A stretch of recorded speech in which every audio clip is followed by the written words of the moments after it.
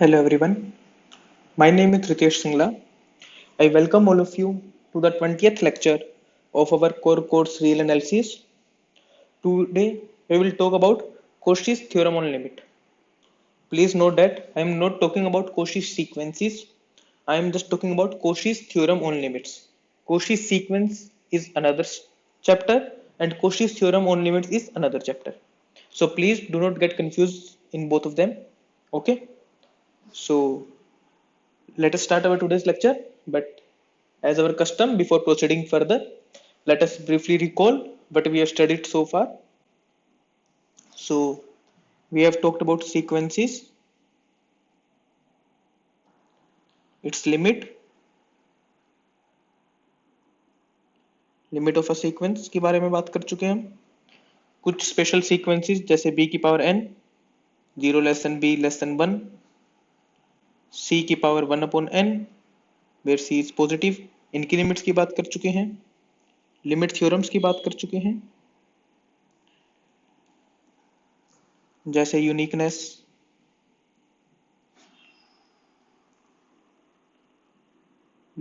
Of limit,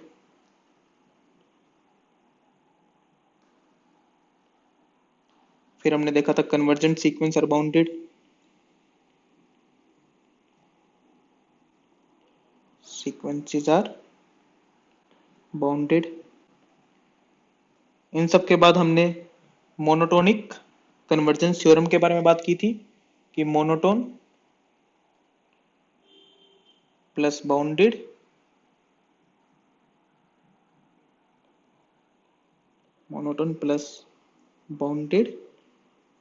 implies convergent. उसके बाद हमने बात की थी सब सीक्वेंसेस क्या होती हैं, और लास्ट क्लास के अंदर हमने देखा था monotonic subsequence theorem and Bolzano Weierstrass theorem. So ये सब कुछ हम सीक्वेंसेस में देख चुके हैं. Probably next to this lecture and next lecture के अंदर हम सीक्वेंसेस का टॉपिक है वो कंप्लीटली कवर कर लेंगे. आज हम बात करेंगे Cauchy's थ्योरम ऑन लिमिट्स के बारे में, और नेक्स्ट लेक्चर में हम Cauchy सीक्वेंसेस के बारे में बात करेंगे. ओके, सो ये दो टॉपिक ही बाकी है सीक्वेंसेस में. अगर आपने हमारे पुराने लेक्चर्स नहीं देखे हैं तो आप रियल एनालिसिस की प्लेलिस्ट में जा सकते हैं. वहाँ पे आपको एक फिक्स्ड ऑर्डर के अंदर सारे लेक्चर्स मिल जाएंगे, और उन सब लेक्चर्स की पीडीएफ हमारे टेलीग्राम चैनल पे है जिसका लिंक डिस्क्रिप्शन में है. चलिए, इसी के साथ आज का जो टॉपिक है उसको स्टार्ट करते हैं. Cauchy's theorem on limit. सो सबसे पहले बात कर लेते हैं Cauchy की पहली थ्योरम के बारे में, Cauchy's फर्स्ट थ्योरम. ये मोर और लेस आपको जो बार्टल की रियल एनालिसिस उसके अंदर ये वाला टॉपिक नहीं मिलता है, कई थ्योरम्स में भी डिफाइन नहीं होता है. बट जब आप किसी कॉम्पिटेटिव एग्जाम की तैयारी कर रहे होते हैं तो कोचिंग वाले आपको ये थ्योरम के बारे में बताते जरूर है एटलीस्ट एक बार. तो इसलिए हम यहाँ पे इसको डिस्कस कर लेते हैं. प्रूफ भी देख लेंगे एटलीस्ट इस थ्योरम का, क्योंकि बहुत ज्यादा डिफिकल्ट नहीं है. हमें पता होना चाहिए कि प्रूफ कहाँ से आ रहा है, क्योंकि अगर किसी सब्जेक्टिव पेपर में सीधा प्रूफ ही पूछ ले तो आपको आना चाहिए. तो Cauchy फर्स्ट थ्योरम क्या कहती है, if an is some sequence and limit n goes to infinity, an is equal to l. मतलब al एक कन्वर्जेंट सीक्वेंस है जो l पे कन्वर्ट्स कर रही है. देन जो सीक्वेंस होगी a1 plus a2 plus and so on an upon n. तो बेसिकली ये क्या है, अर्थमेटिक मीन आप कह सकते हैं. बस अर्थमेटिक मीन किन टर्म्स का, फर्स्ट एन टर्म्स का. तो ये जो सीक्वेंस है ये अपने आप में एक नई सीक्वेंस है, ये भी एल पे ही कन्वर्ट्स करेगी. इस सीक्वेंस के मैं टर्म्स लिख देता हूँ. जैसे फर्स्ट टर्म होगी मेरी a1, दूसरी होगी mean of a1 plus a2, तीसरी होगी mean of average of a1 a2 a3 and so on. अब ये भी एक सीक्वेंस है, ये हम कह रहे हैं एल पे ही कन्वर्ट्स करेगी. ठीक है, तो इसका एग्जांपल देख लेते हैं पहले कि कैसे हेल्पफुल है ये वाली टर्म. ये रिजल्ट आप किस टाइप के क्वेश्चन में लगा सकते हो, उसके बाद इसका प्रूफ देख लेंगे. अब एक बात बताइए आप, जैसे एग्जांपल ले लेते हैं हम,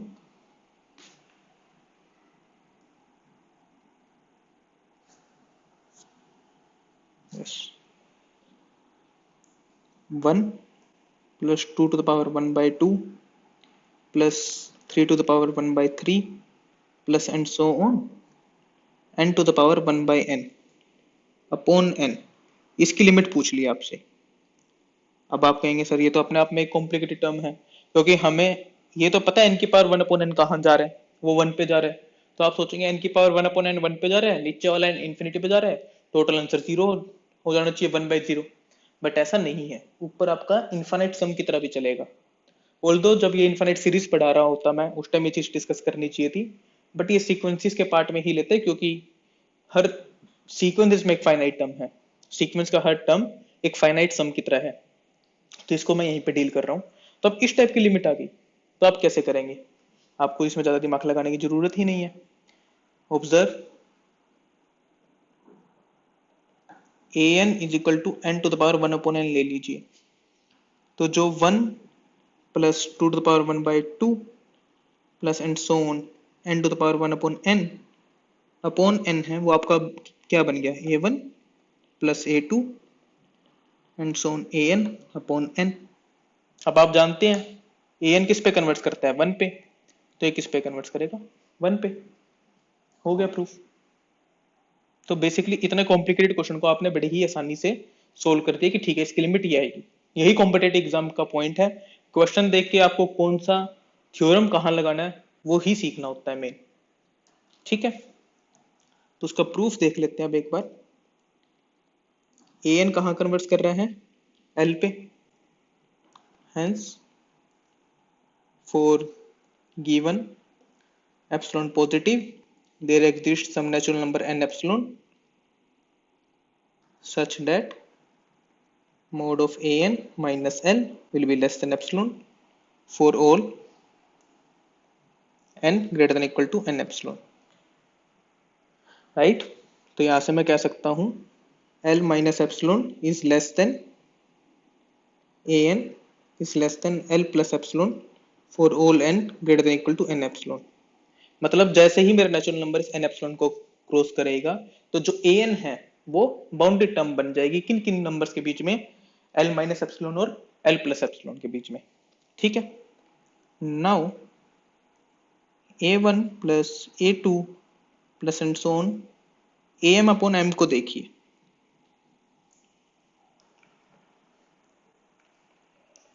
क्योंकि m को हमें क्या लेके जाना है, इन्फिनिटी के ऊपर, तो m को आप without loss of generality n epsilon से बड़ा ले सकते हैं, क्योंकि m को बेसिकली हमें लिमिट क्या लेके जानी है, m गोस टू इन्फिनिटी, तो इसलिए मैंने m को n एप्सिलॉन से बड़ा ले लिया।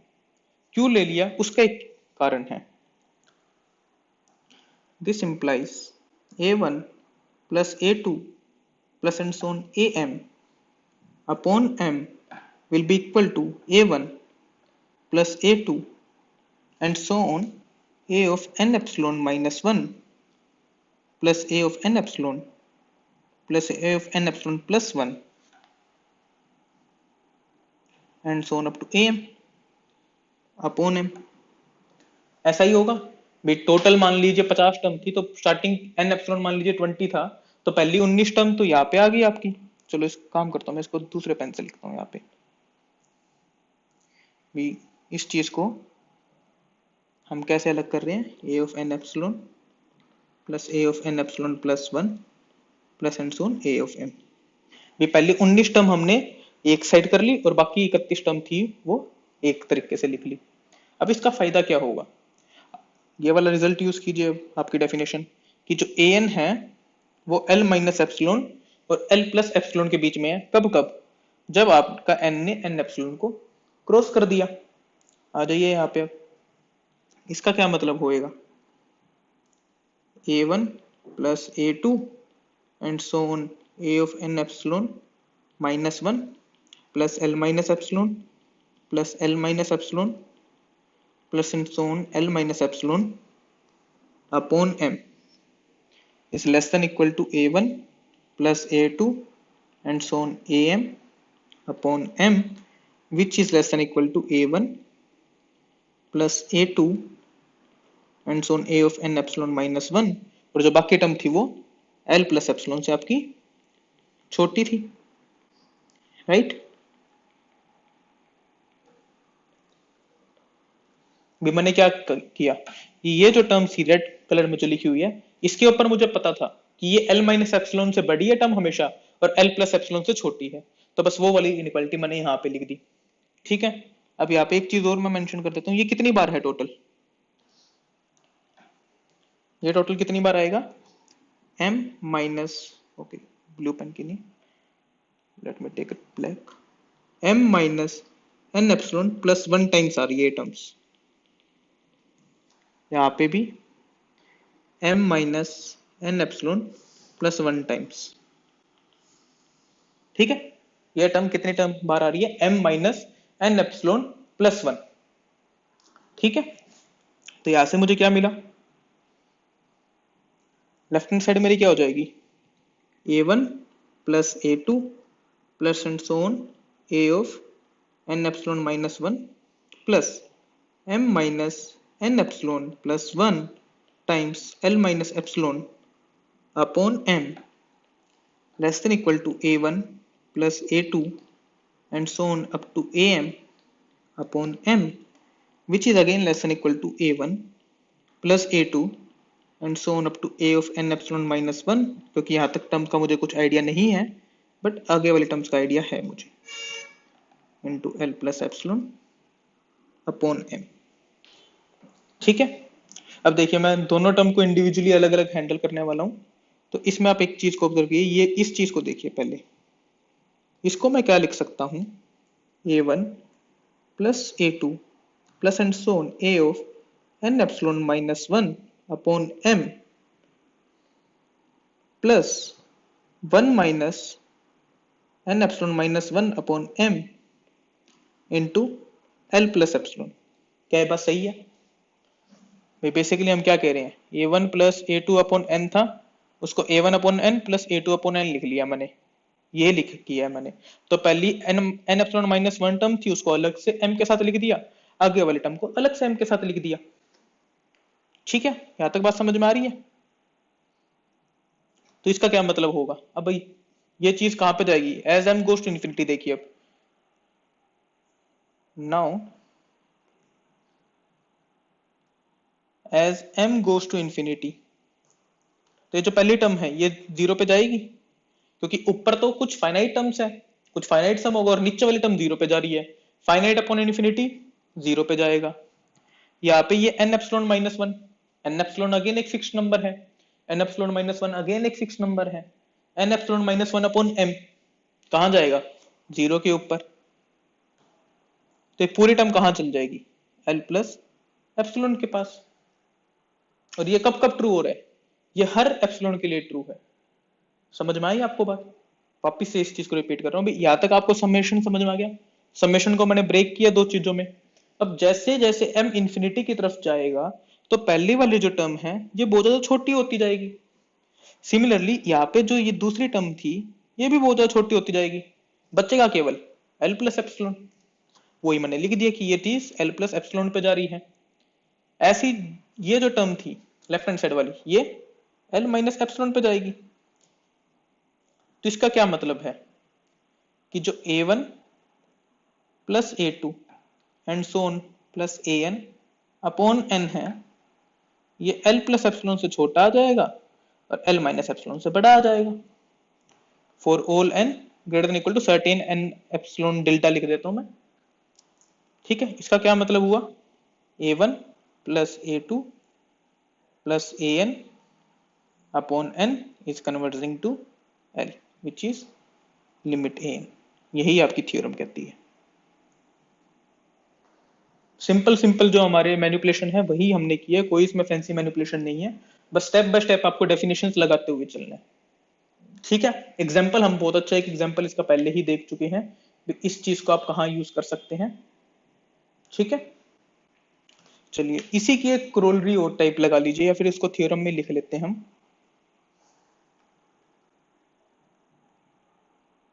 थ्योरम, अगर limit a n, n goes to infinity, अगर आपका एल के इक्वल है, देन जो ज्योमेट्रिक मीन होगा a1 a2 up to an, इसकी पावर अगर 1 अपॉन n करूं तो भी l के इक्वल ही हो।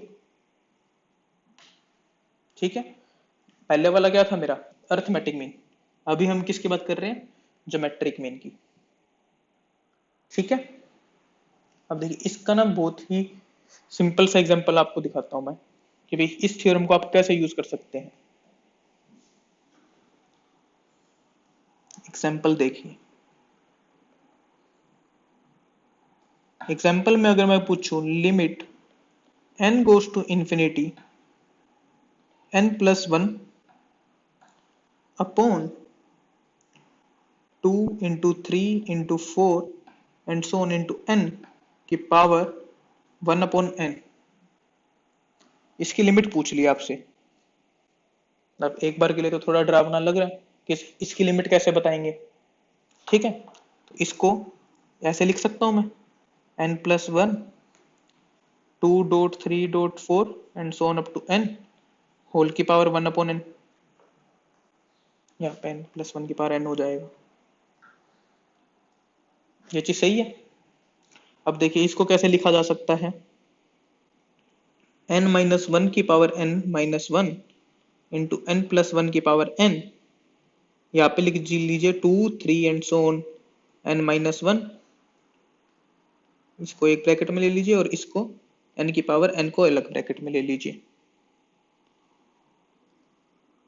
कोई मतलब कोई दिक्कत नहीं है। क्या किया मैंने, n माइनस 1 की पावर n माइनस 1 से डिवाइड कर दिया और n माइनस 1 की पावर n माइनस 1 से मैंने मल्टीप्लाई कर दिया, तो ऊपर आ गया n माइनस 1 की पावर n माइनस 1 और नीचे बच गया, सॉरी यहाँ पे n आएगा, यहाँ पे n की पावर n माइनस 1 से डिवाइड कर दिया और n की पावर n माइनस 1 से मल्टीप्लाई कर दिया, तो ऊपर तो बच गया n की पावर n माइनस 1 और नीचे बच गया n की पावर n। अब देखिए एक पैटर्न बनेगा आपका बिल्कुल बहुत शानदार। इस चीज को आप लिख सकते हैं n की power n minus 1 upon 2 into 3 and so on n minus 1 into n plus 1 upon n की पावर n एंड होल की पावर 1 अपॉन n। सही है, एक स्टेप और करके देखते हैं।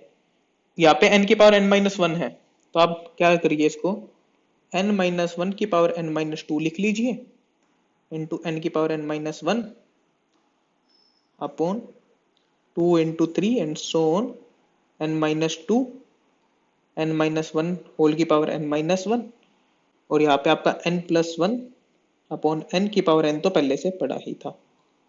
क्या किया मैंने, यहाँ पे मैं लिख देता हूं multiplying and dividing by n की पावर n माइनस 1, इस स्टेप से स्टेप में गया हूं, तो multiplying and dividing by n minus 1 की पावर n माइनस 2, तो यहां से क्या मिला मुझे, n माइनस 1 की power n minus 2 upon 2 into 3 and so on n minus 2 n upon n minus 1 की power n minus 1 n plus 1 upon n की पावर n एंड होल की पावर 1 अपॉन n। अब ये पैटर्न समझ में आ रहा है, इस चीज को आप ऐसे लिख सकते हैं अब 2 अपॉन 1 इंटू 3 अपॉन 2 का स्क्वायर इंटू 4 अपॉन 3 का cube and so on n upon n minus 1 की power n minus 1 n plus 1 upon n की पावर n एंड होल की पावर 1 अपॉन n। तो बेसिकली जो मेरा ए आई है, ए एन अगर मैं लिखना चाहूँ तो वो क्या है मेरा n प्लस 1 अपॉन n की पावर n या फिर 1 प्लस 1 अपॉन n की पावर n। ये चीज आप ऑब्जर्व कर सकते हैं, it is nothing but a1 a2 a1 into a2 into and so on, चलो मैं इंटू नहीं लिख रहा हूँ, बस आप समझ सकते हैं, and so on up to an whole की पावर 1 अपॉन n। ये चीज इसके इक्वल है where an is given by this. तो अभी हमने कॉची थ्योरम पढ़ा था, ए एन की लिमिट क्या है आप जानते हैं, 1+1/n की पावर n ई पे कन्वर्ट करती है, तो ये वाली कहाँ कन्वर्ट करेगी, ई पे। तो मतलब इतनी कॉम्प्लिकेटेड टर्म थी, उसको आपने कितने आराम से सोल्व कर लिया। मोर और लेस पेपर के अंदर आपको इसी एग्जाम्पल को आपको इतनी कॉम्प्लिकेटेड टर्म करके नहीं दिया जाता है, बट अगर आप मेंस लिख रहे हैं नो डाउट आपको इस टाइप की टर्म देखने को मिल सकती है, ठीक है। लेकिन अगर आपको डायरेक्टली भी एक बार के लिए इस टाइप की टर्म दे देते हैं तो भी आप कैसे सोल्व करेंगे भी। अगर क्वेश्चन मैंने दे दिया evaluate limit n goes to infinity 2/1 3/2 square 4/3 cube n+1/n की पावर n होल की पावर 1/n।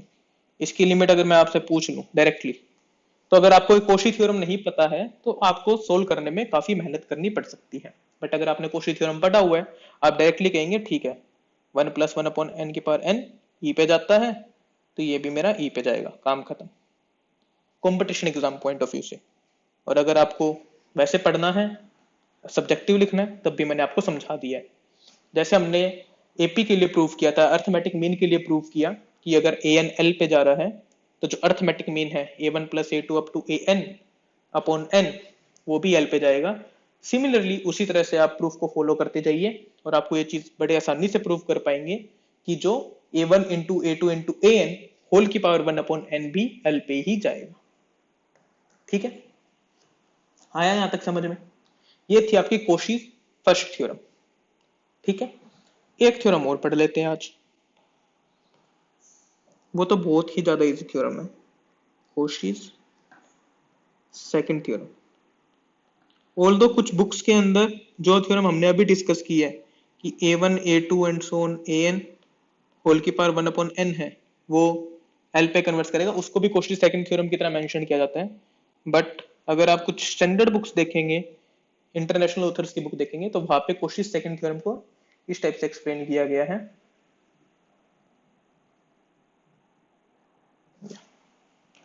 सो थ्योरम क्या कहती है, if an is positive term sequence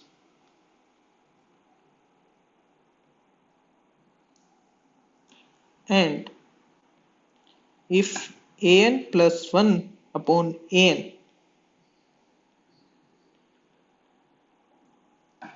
converges to L, then an की पावर 1/n भी L पे ही कन्वर्ट करेगा। मतलब क्या है, ये हमने पहले पढ़ा था, इस टाइप का हमने एक रिजल्ट देखा था कि रिकॉल,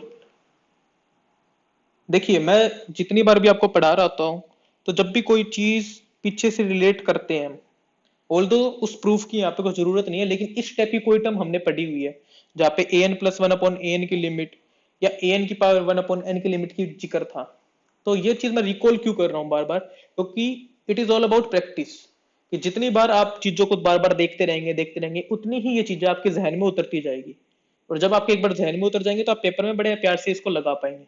तो इसीलिए जब भी आप पढ़ रहे हो तो जरूर जो आपने पीछे पढ़ा हुआ है उसका एक रफ रिकॉल तो जरूर लेना चाहिए आपको, आंख बंद करके कि ठीक है मेरे को क्या क्या आता है इस बुक के अंदर, और उसके बाद मैं आगे का टॉपिक पढ़ूं।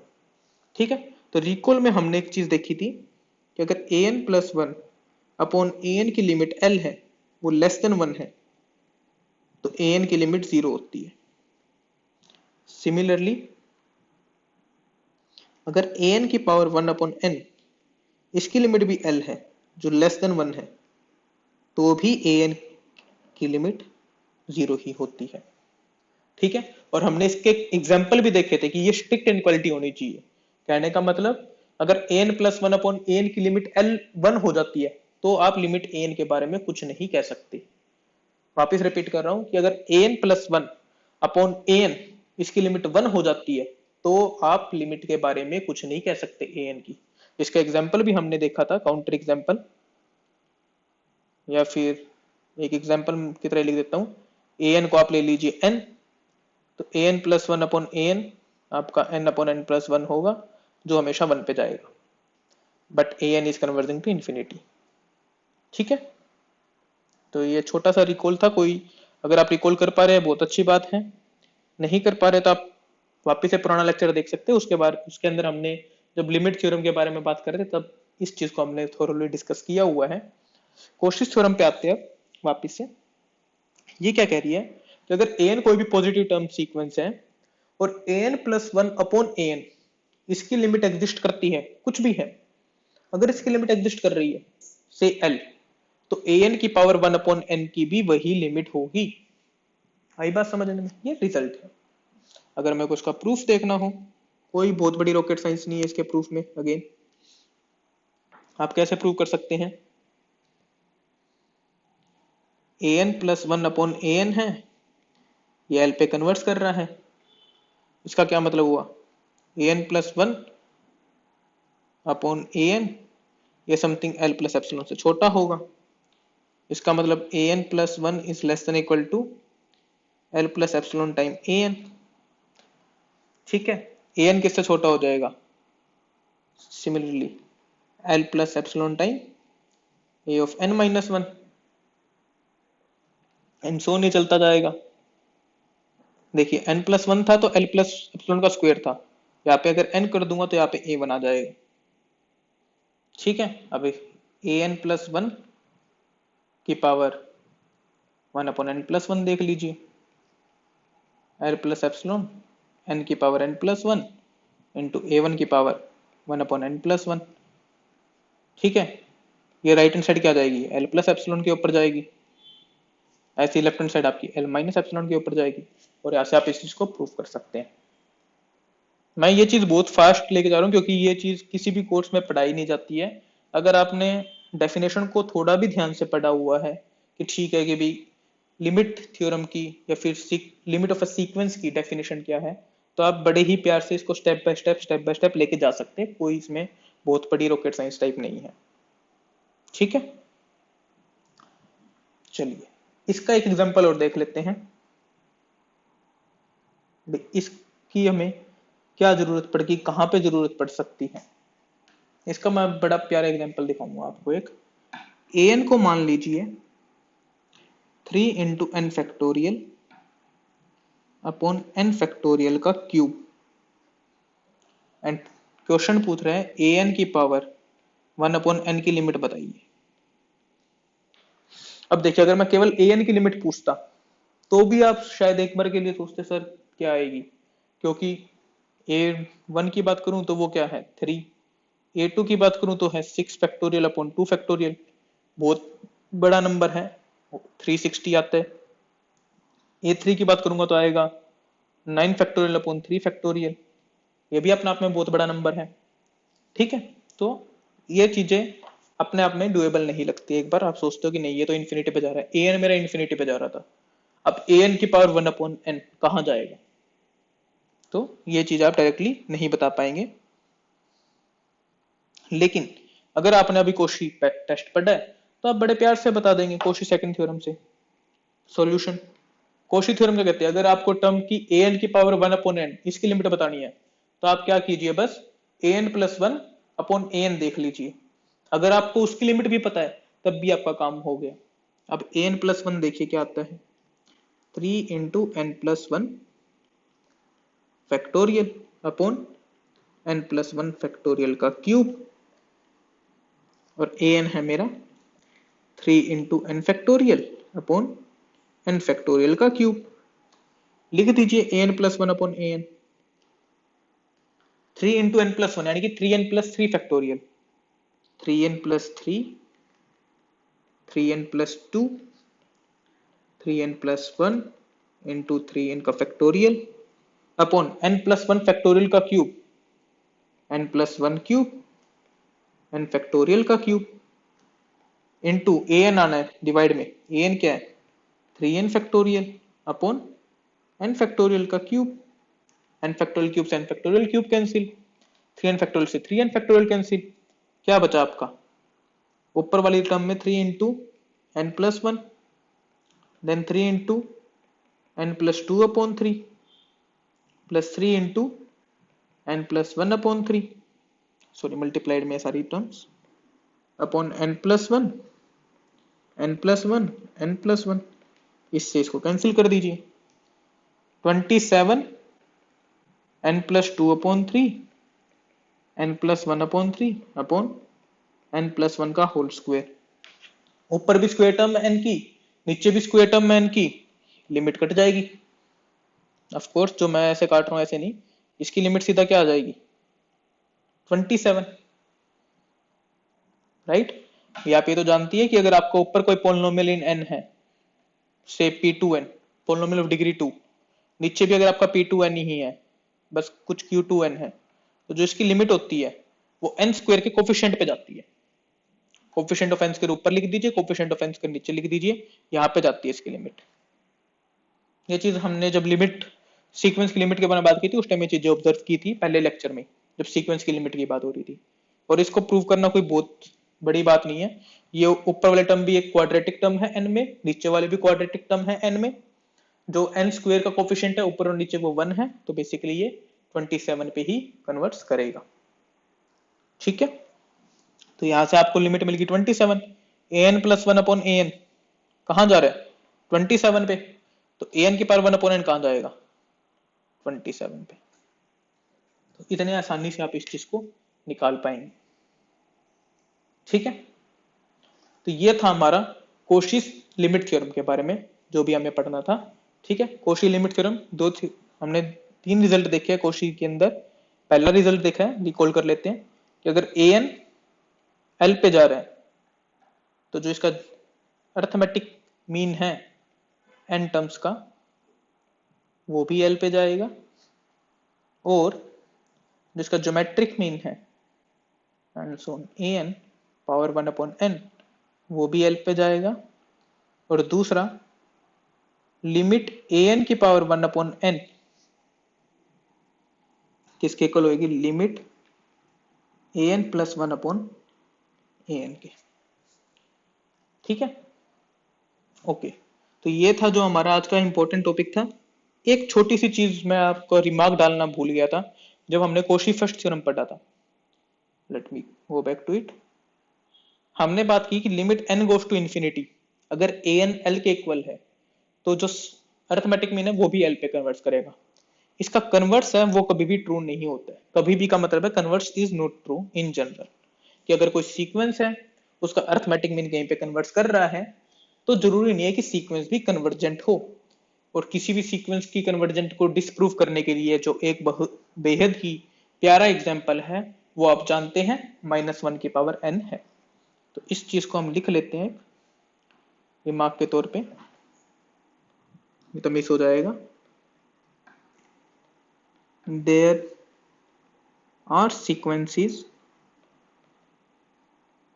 an such that a1 plus a2 plus and so on plus an to the power upon n is converging to L, but an is not convergent।